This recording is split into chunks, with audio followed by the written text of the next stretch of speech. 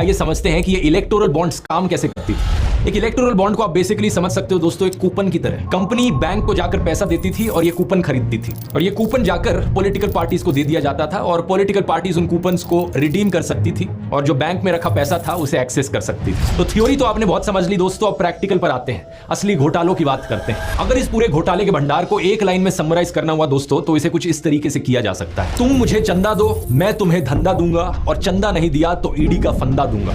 इन सभी घोटालों में 3 एंटिटीज इन्वॉल्व है।